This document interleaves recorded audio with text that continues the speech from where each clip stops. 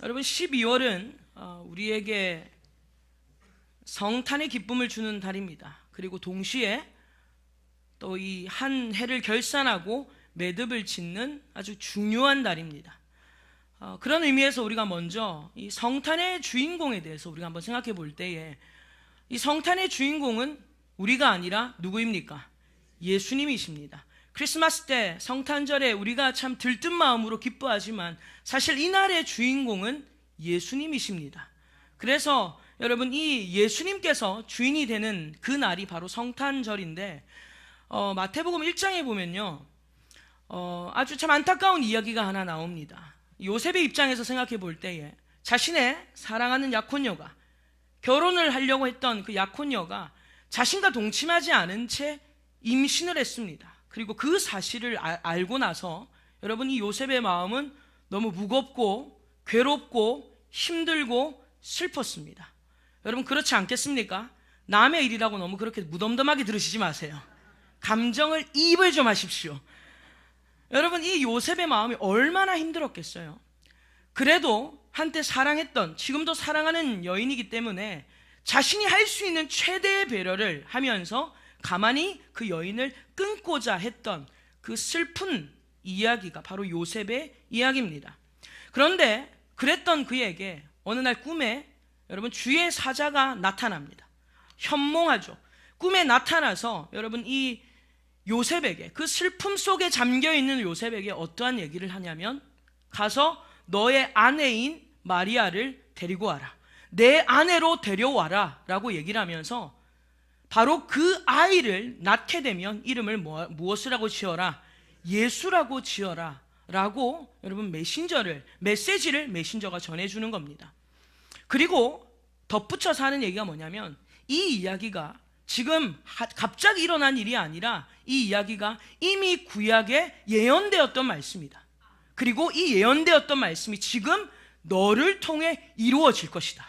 여러분 이런 기가 막힌 상황이 벌어졌다라는 것입니다.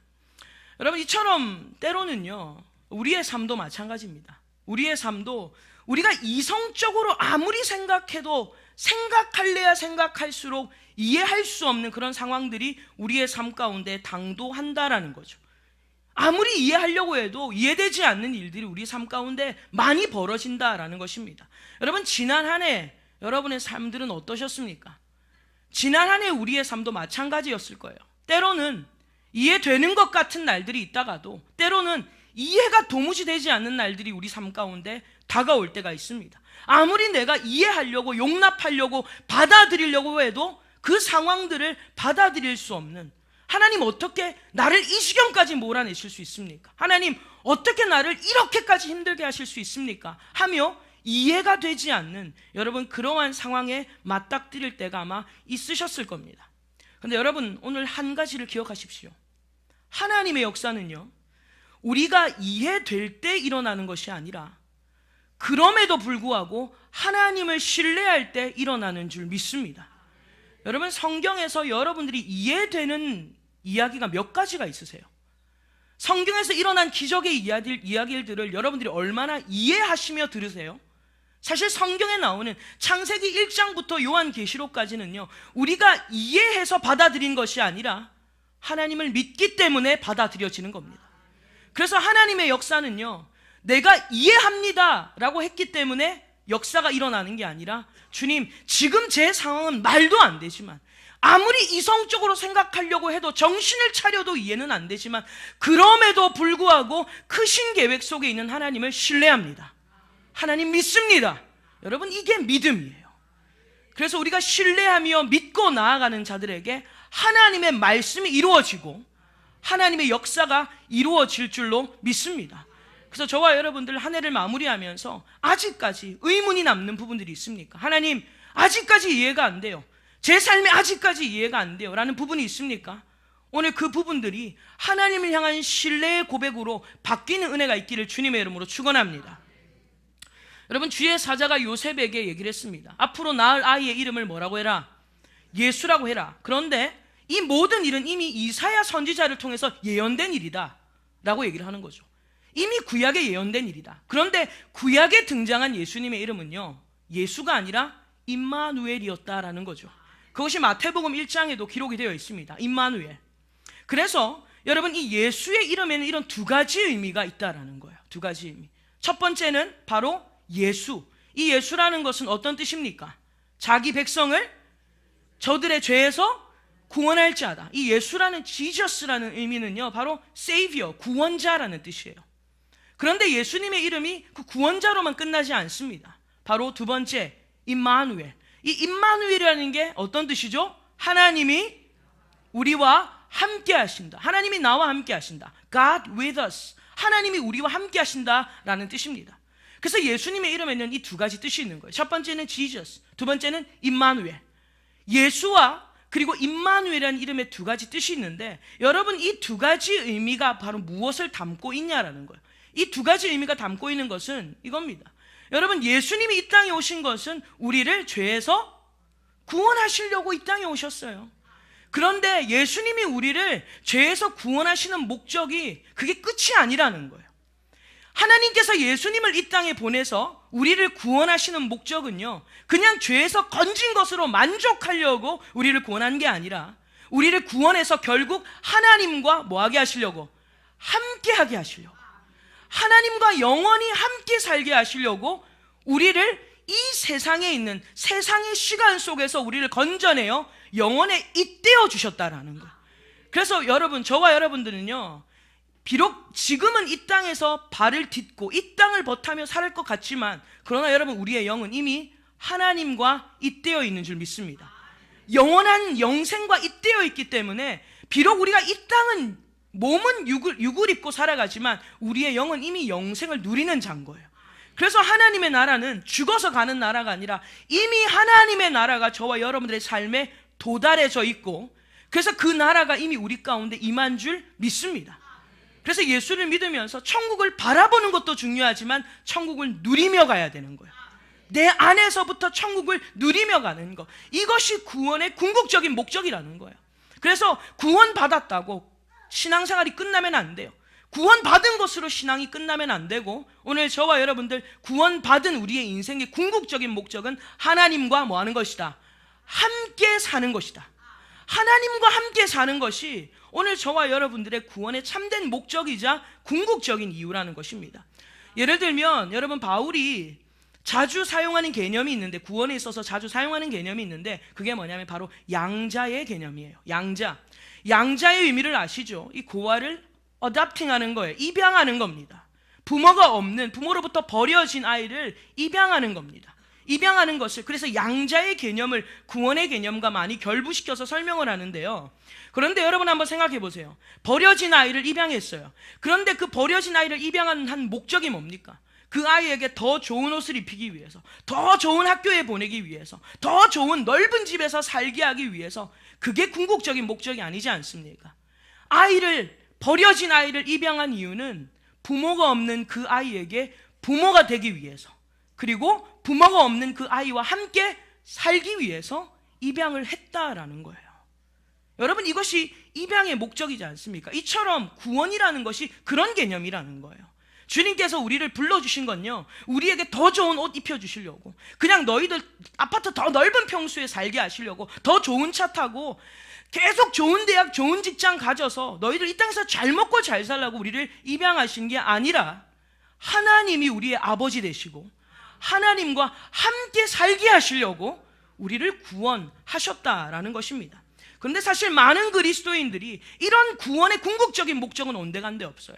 궁극적인 목적은 온데간데 없고, 이 죄에서 건진받는 것에만 머무르면서 뭐라고 하나님을 향하여서 얘기하냐면, 왜 더 좋은 옷 사주지 않냐고, 왜 더 좋은 직장 주지 않냐고, 왜 더 좋은 컨디션과 더 좋은 환경들을 내 삶 가운데 열어주지 않느냐고 우리는 하나님 앞에 원망하며 따져 물을 때가 많습니다. 여러분, 이런 거죠.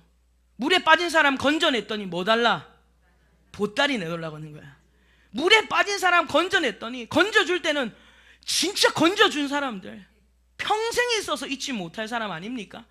제가 옛날에 물에 한번 빠진 적이 있어요. 물에 빠질 때 그렇게 지금보다 크진 않았습니다. 아마 당연히 물에 빠질 거라고 생각하시지만 저 생각보다 수영 잘해요. 왜냐하면 거제도에서 1년 살았던 실력이 있기 때문에 학교 마치면 늘 동생과 바닷가를 뛰쳐나갔던 그런 삶이에요. 그래서 수영을 그래도 하는데 누군지 얘기하진 않겠지만 바닷가에서 누가 자기가 물에 빠지니까 저를 밟고 누르는 거예요. 그래서 누군지는 얘기하지 않겠습니다. 궁금하죠? 자, 그런데 저를 밟고 막 누르는 거예요. 그래서 제가 이러다가 내가 죽겠다, 내가 뒤지겠다, 그런 막 너무 불안한 마음이 들어서 혼자서 물에 빠지면서도 생각을 했어요. 물에 빠지면서. 그런데 제가 막 살려달라고 해도 저기 밖에서는 막 웃고 있는 거예요. 제가 장난치는 줄 알았나 봐요. 그래서 저는 막 생사가 막 갈림길에서 내가 이러다가 죽겠다 싶어서 한 가지 생각을 한 거예요. 아, 이 사람이 날 밟으면 밑으로 내려가야 되겠다. 그래서 저를 힘있게 밟길래 쭉 내려갔습니다. 쭉 내려갔다가 거기서 도망을 쳤어요. 도망을 쳐서 다른 곳으로 나와서 겨우 살았어요. 그리고 그 물에 빠져있는 친구와 함께 끄집겨서 나오게 됐습니다. 여러분, 물에 빠져 있다가 나올 때는요, 그 나를 살려준 사람, 나를 건져준 사람에게 얼마나 감사해요. 그런데 물에 빠진 사람 건져줬더니 뭐 내놔라? 보따리 내놓으라는 거예요. 마치 그것이 오늘 우리의 모습이더라는 거예요. 죄에서 영원히 죽을 인생을 예수 그리스도의 피의 대가로 우리를 건져줬더니 왜 더 좋은 환경에, 왜 더 좋은 학교에 나를 보내주지 않느냐, 왜 더 좋은 인생을 내 삶 가운데 열어주지 않느냐 하면서 우리는 하나님 앞에 원망하며 이해되지 않는다고 하나님을 향하여 우리는 그렇게 분노를 삼을 때가 얼마나 많이 있는지 모릅니다. 그런데 저와 여러분, 구원의 의미를 바로 깨닫는 자들은요, 오늘 저와 여러분들 우리의 삶의 자세가 달라질 줄로 믿습니다. 오늘 구원의 목적이 뭐라고 했어요? 주님이 우리를 건져주신 것은, 우리를 양자 삼으신 것은 우리에게 더 좋은 옷, 더 좋은 안경. 물론 여러분, 양자를 삼은 그 부모가 얼마나 좋은 안경에서 아이를 먹이고 입히고 싶어 하겠어요. 그러나 내 시선에서 이거는 아파트 32평 가지고 되겠어? 한 48평 돼야지, 한 63평 돼야지. 여러분, 이러고 있다라는 거예요. 우리가 그것이 우리의 모습이라는 것입니다.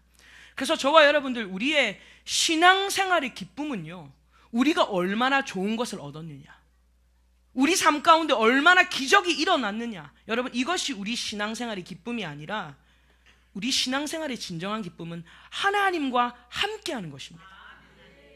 우리의 신앙이 기쁘다, 그것은요, 하나님이 함께한다는 것, 그것이 우리의 신앙생활에서 가장 궁극적인 기쁨이다라는 것입니다. 예를 들면요, 제가 오늘 여러분과 요한계시록 3장에 등장하는 라오디게아 교회를 잠깐 살펴볼 텐데요, 여러분 요한계시록 3장을 좀 찾아보시겠어요? 요한계시록 3장 14절부터 우리가 좀 읽어 내려가겠습니다. 제가 가진 성경은 구약 성경 402페이지고요 요한계시록 3장 14절부터 19절의 말씀을 같이 읽겠습니다. 같이 읽습니다. 라오디게아 교회 사자에게 편지하라. 아멘이시요, 충성되고 참된 증인이시요, 하나님의 창조의 근본이시니가 이르시되, 내가 내 행위를 아노니 내가 차지도 아니하고 뜨겁지도 아니하도다. 내가 차든지 뜨겁든지 하기를 원하노라. 내가 이같이 미지근하여 뜨겁지도 아니하고 차지도 아니하니 내 입에서 너를 토하여 버리리라. 내가 말하기를 나는 부자라, 부요하여 부족한 것이 없다 하나 내 곤고한 것과 가련한 것과 가난한 것과 눈먼 것과 벌거벗은 것을 알지 못하는도다. 내가 너를 권하노니 내게서 불로 연단한 금을 사서 부요하게 하고 흰옷을 사서 입어 벌거벗은 수치를 보이지 않게 하라. 안약을 사서 눈에 발라보게 하라. 물은 내가 사랑하는 자를 책망하여 징계하노니 그러므로 내가 열심을 내라. 회개하라. 아멘. 여러분, 이 말씀에 보면요, 이 라오디게아, 요한계시록 특히 2장 3장은 하나님께서 이 소아시아에 있는 7교회를 향해서 편지를 보내셨는데 그 중에 이 라오디게아라는 교회에 대한 편지입니다. 먼저 여러분, 이 라오디게아라는 도시는요, 어떤 도시였냐면 그때 당시에 뭐 교통이라든지 무역이라든지 금융의 중심지였습니다. 그리고 뿐만 아니라 이런 면직이나 모직 산업이 굉장히 발달했던 그런 도시였어요. 그래서 굉장히 풍부하고 아주 재력이 풍부했던 그런 도시였습니다. 그래서 이 라오디게아 교회는요, 여러 가지 환경이 좋아지고 풍성해지고 풍부해지다 보니까 그 풍부함에 취해서 신앙이 어떤 신앙이 돼버렸어요? 뜨겁지도 않고 차지도 않은 아주 민원한 그러한 뜨뜻미지근한 신앙이 되어버렸다라는 것입니다. 그러한 신앙으로 전락하면서 결국 하나님께 책망을 받게 되는 거예요. 지금 하나님으로부터 책망을 받고 있는 건 아닙니까? 그런데 제가 이 라오디게아 교회를 볼 때마다 사실 이것이 오늘 우리의 모습이다. 오늘 지금 이 한국 교회 그리고 우리의 현실이지 않은가라는 생각을 채 지울 수 없었다라는 거예요. 왜냐하면 여러분 우리나라를 한번 가만히 생각해 보세요. 불과 100여 년 전만 해도요, 한국은요 외부의 침략, 전쟁, 가난, 문맹, 여러분 이 속에서 허덕이며 살았어요. 그런데 한국이 이 100년이 채 되지 않는 지금 그때의 흔적은요 찾아볼 수 없을 만큼 화려하고 그리고 엄청난 부유함을 누리고 있다라는 것입니다. 물론 여러분 이러한 극적인 성장을 이룬 것은 사실 괄목할 만한 성장이고요, 그리고 우리가 하나님 앞에 정말 감사해야 될 감사의 제목인 줄 믿습니다. 그런데 지금 여러분 우리나라가 이 부유함이, 이 풍부함이 얼마나 낭비가 되고 있는가 하면요, 우리나라에서 배출되는 음식물의 쓰레기 양이 다른 나라에 비해서 현저히 높다고 합니다. 심지어 우리나라에서 버리는 음식물 쓰레기의 양을요 가난한 나라의 사람들을 먹일 수 있을 정도로 엄청난 쓰레기 양이 배출된다고 하는 거예요. 그러니까 그것을 볼 때 여러분 우리나라가 이 풍부함이 도가 지나치는 그러한 낭비의 시대로까지 이어져 갔다라는 것을 볼 수 있습니다. 그런데 모순이 뭔 줄 아십니까? 이렇게 화려하고 이렇게 부유한 대한민국이 되었지만 여전히 한국 안에는요 굶고 헐벗고 가난 때문에 울부짖는 자들이 여전히 존재한다라는 거예요. 겉으로는 화려한 나라가 되었습니다. 부유한 나라가 되었습니다. 그런데 사실 들여다보면요 아직도 가난 때문에, 아직도 여러분 어려움 때문에 전전긍긍하는 사람들이 여전히 많고요, 그리고 앞으로 더 많아진다라는 거예요. 그래서 우리나라를 걱정하는 사람들이 이런 얘기들을 합니다. 어저께도 제가 어떤 사람을 만나서 얘기를 하는데 그분도 그런 얘기를 하더라고요. 지금 한국이 이러한 부익부 빈익빈 시대가 되어서 이런 양극화 현상 때문에 잘 사는 사람만 계속 잘 살고 못 사는 사람은 더 어려워진다, 그런 얘기들을 하는 것을 들었습니다. 이것을 영어로 매튜 이펙트라고 그래요. 마태 효과라고 그래요. 마태 효과, 양극화 현상을. 왜 마태 효과라고 하냐면 마태복음 13장 12절에 이런 말씀이 있습니다. 무릇 있는 자는 받아 넉넉하게 되되 없는 자는 그 있는 것도 빼앗기리라. 이 말씀에 의거해서 매튜 이펙트, 마태 효과다, 이런 양극화 현상을 그렇게 설명을 하는데요, 사실 이 일들이 한국 안에 일어나고 있고 앞으로 더해져 간다라는 거예요. 근데 여러분 제가 가만히 생각해 봤어요. 가만히 생각해 봤을 때 문제는요, 이 양극화 현상, 매튜 이펙트가 일어난다고 해서 문제는 달라지진 않겠다. 어떤 의미냐면요, 사람이요 많이 가지면 가질수록 자족해요, 욕심이 더 많아져요? 그게 참 희한한 거예요. 사람들이 가지면 가질수록 자족을 모르고 만족을 모르고 더 가지려고 하는 거예요. 여러분 그렇지 않습니까? 그리고 반면에 가난한 사람들 생각해 보세요. 여러분 가난한 사람들은 욕심이 있을까요, 없을까요? 지금 헷갈리기 시작했어요. 여러분 딴 사람 생각하고 나 생각하면 되잖아요. 우리 소시민 생각하면 돼요. 여러분들 욕심 있어요, 없어요? 아이고 소리 엄청 크시네. 깜짝 놀랐어요. 그러니까 문제는 같은 거예요. 결국 돈이 많고 적음, 그래서 양극화가 심해지는 것 같지만 결국 문제는 본질적인 건데, 가지면 가질수록 욕심이 많아지고 없으면 없을수록 욕심이 더 많아지는 거예요. 우리의 신앙이 뜨뜻미지근해지는 이유가 여기 있는 겁니다. 양극화 현상이 생겼더니 부자들이 자기 것 퍼주고 나눠주는 일들이 생기는 게 아니라 가지는 사람들은 더 가지려고 욕심 부리면서 신앙이 다 없어져 버리고, 가난한 사람은 가난해지니까 또 그 힘든 삶에 마음이 강팍해지고 어려워지면서 또 신앙이 뜨뜻미지근해져 버리는 거예요. 이게 지금 바로 오늘날 우리의 영적인 모습이라는 거예요. 영적인 상태라고 우리 가운데 여러분 그렇게 깨달아짐이 있었습니다. 그래서 제가 잠언을 생각이 났습니다. 잠언 30장에 보면 아굴의 잠언이 나옵니다. 그래서 이 아굴이 참 지혜로운 기도를 했구나라는 생각을 하게 되었어요. 잠언 30장 7절에서 9절에 보면요, 제가 읽어드리겠습니다. 내가 두 가지 일을 주께 구하여 싸우니 내가 죽기 전에 내게 거절하지 마시옵소서. 곧 헛된 것과 거짓말을 내게서 멀리하옵시며 나를 가난하게도 마옵시고 부하게도 마옵시고 오직 필요한 양식으로 나를 먹이시옵소서. 혹 내가 배불러서 하나님을 모른다 여호와가 누구냐 할까 하오며 또 혹 내가 가난하여 도둑질하고 내 하나님의 이름을 욕되게 할까 두려워함이니이다. 여러분이 아굴이 뭐라고 기도하냐면 하나님 저를 너무 부하게도 하지 마시고 저를 너무 가난하게도 하지 마십시오. 왜냐하면 제가 부해져서 하나님을 모른다 할 것 같고요, 제가 또 너무 가난하시면 하나님을 욕할 것 같아요. 그래서 주님 저에게 적당히 주세요가 아니라 필요한 양식만 주세요 라고 기도를 하는 겁니다. 여러분 이 기도가 얼마나 그리스도인의 기도인지 모릅니다. 오늘 저와 여러분들 우리에게는 필요한 양식이 필요합니다.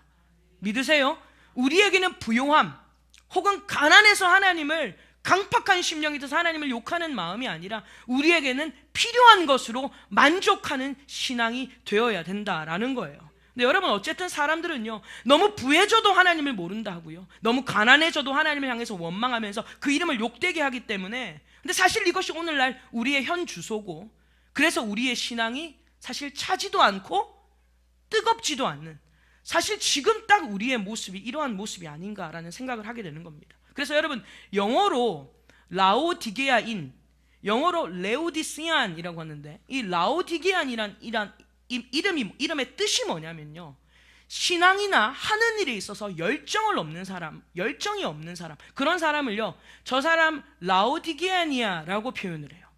영어의 의미가 그렇습니다. 레오디시안, 그 영어의 의미가 무슨 일을 해도 별로 열정이 없고 뜨뜻미지근하고 이것도 아니고 저것도 아닌 그런 사람들을요, 굉장히 냉담한 사람들을 레오디시안, 저 사람 레오디시안, 저 사람 라오디게아니아 라고 그렇게 표현을 해요. 그런 의미에서 과연 저와 여러분들은 어떠한가 라고 우리가 생각해 볼 필요가 있다라는 것입니다. 여러분 그러면 과연 이 라오디게아인과 같은 이런 현실, 지금 이러한 우리의 뜨겁지도 않고 차지도 않는 우리의 신앙, 여러분 이런 신앙 앞에 아마 답답하고 힘드신 분도 있을 거예요. 그럼 과연 이런 라오디게아인과 같은 내 신앙, 내 삶이 과연 어떠한 해결책으로 극복될 수 있을까? 이러한 내 믿음의 상태를 어떻게 극복할 수 있을까? 해결책이 뭐냐는 거예요. 여러분 아까 전에 읽었던 요한계시록 3장 19절을 다시 한번 더 읽어보겠습니다. 19절 같이 읽겠습니다. 무릇 내가 사랑하는 자를 책망하여 징계하노니 그러므로 내가 열심을 내라 회개하라. 아멘.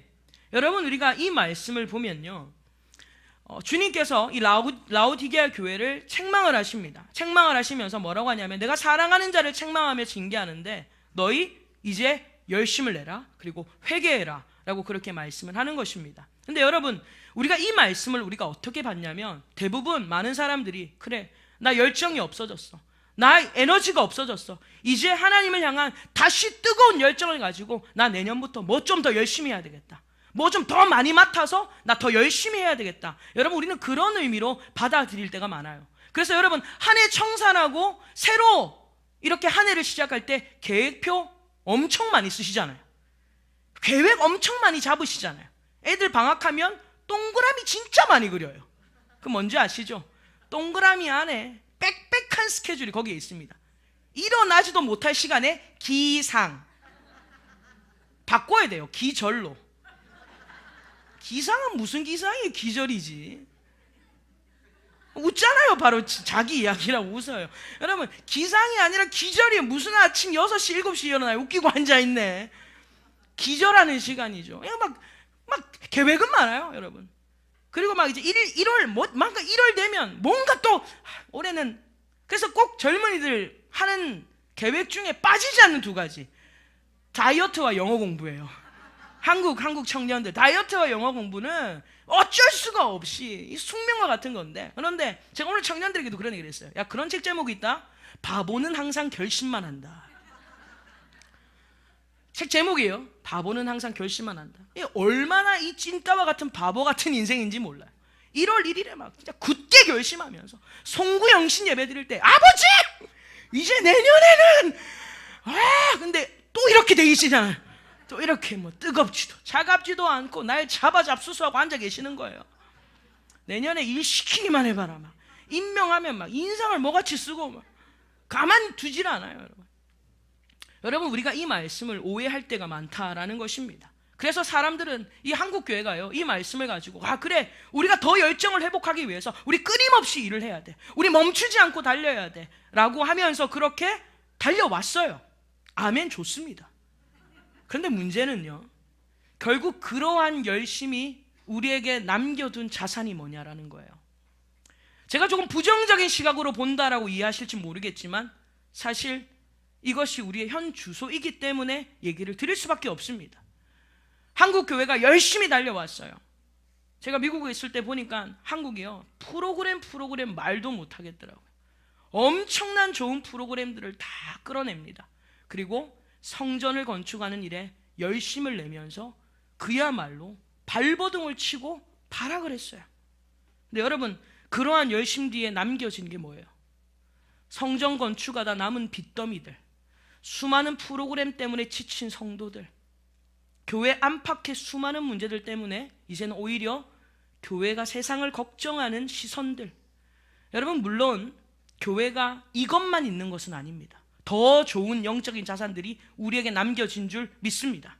그러나 제가 이 얘기를 드리는 이유는 사실 이것 또한 우리가 현재 풀어가야 될 숙제이기 때문입니다.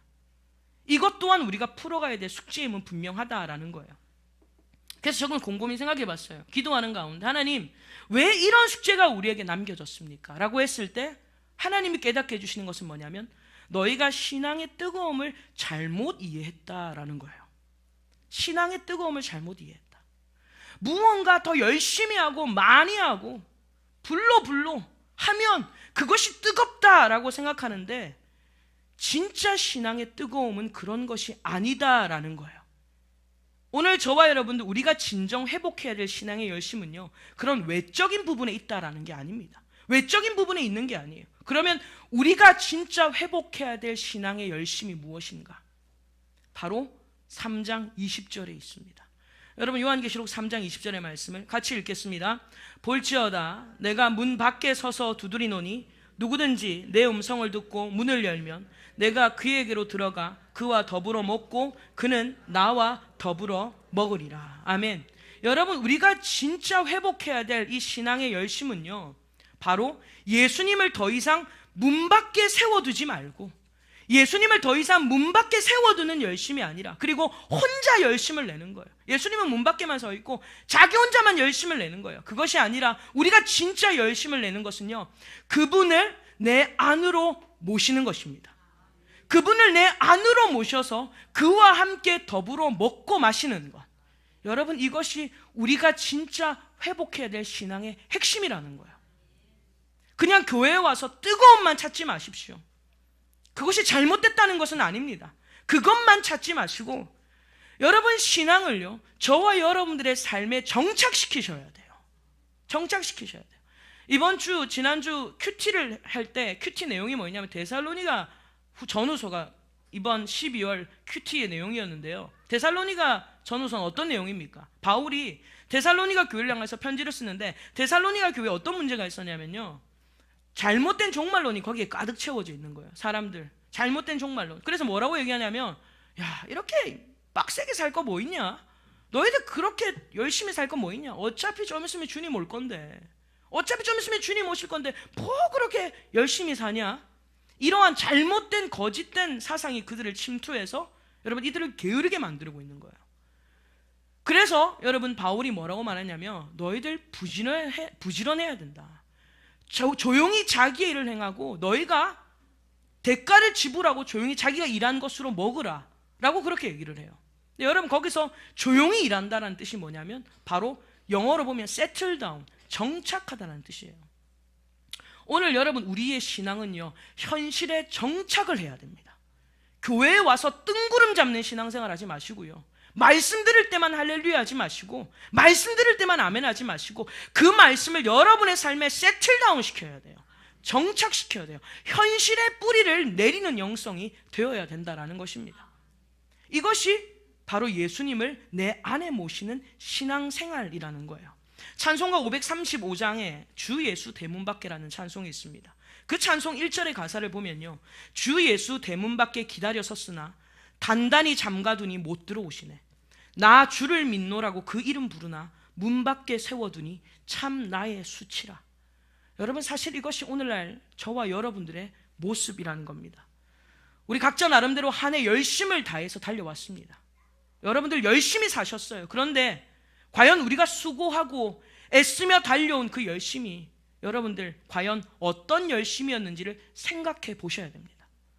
누구를 위한 열심이었는지, 무엇을 위한 열심이었는지 여러분, 우리가 그것을 생각해야 된다는 거예요. 입으로는 나 주를 믿노라, 입으로는 주님 나와 함께함을 믿습니다, 입으로는 주님 하나님 영광 받으시옵소서 라고 우리가 그렇게 입으로는 고백을 하는데, 그런데 사실 그 마음의 중심을 들여다보면요, 예수님은 문 밖에 세워두고 나 혼자만 열심을 내는 거예요.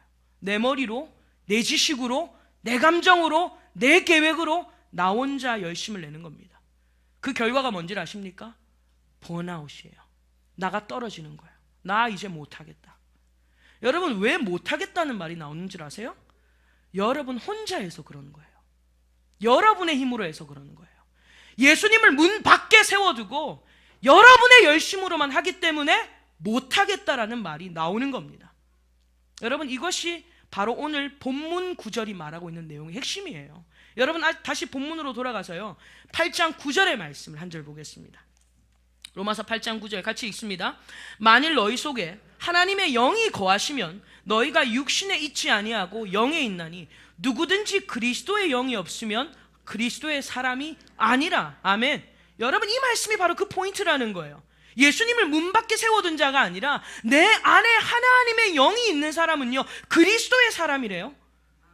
결국 그리스도의 사람은요, 하나님의 영이 그와 함께하는 사람, 임마누엘. 할렐루야. 예수님이 내 안에 계신 사람, 임마누엘, 하나님이 나와 함께 하시는 사람, 그 사람이 그리스도의 사람이라는 것입니다. 그러면 하나님의 영이 나와 함께 있다는 게 어떤 의미인가? 여러분, 하나님이 여러분과 함께 있다는 것이 어떤 의미인지 아십니까? 우리는 하나님이 나와 함께 하십니다, 하나님이 나와 함께 하십니다 고백은 많이 하는데요, 그 의미의 풍성함을 잘 모르는 것 같아요. 하나님이 지금 저와 여러분들과 함께 있다는 것은요, 요한복음 14장 18절에 이런 말씀이 있어요. 내가 너희를 고아와 같이 버려두지 아니하고 너희에게로 오리라. 주님께서 뭐라고 약속하셨다고요? 내가 너희를 뭐와 같이 버려두지 않겠다, 고아와 같이 버려두지 않고 내가 너희에게로 오겠다. 여러분, 이 말씀을 통해서 하나님의 영이 나와 함께 있다는 것은 이런 의미입니다. 우리의 인생을요, 우리는 더 이상 혼자 책임지지 않아도 된다는 거예요. 오늘 저와 여러분들 하나님이 나와 함께 있다는 것은요, 하나님께서 여러분과 함께 하시기 때문에 여러분은 여러분의 인생을 이제 혼자 책임지지 않아도 되는 거예요. 여러분, 저는 이 말씀을 통하여서, 하나님 저에게 주신 이 메시지를 통하여서 저에게 얼마나 힘이 되는지 몰라요. 혼자 있을 때, 여러분들은 둘씩 계시지만 저는 혼자 있거든요. 혼자서 사무실에 있을 시간이 굉장히 많습니다. 거의 제 하루의 반나절 이상을 저는 사무실에서 혼자 보내요.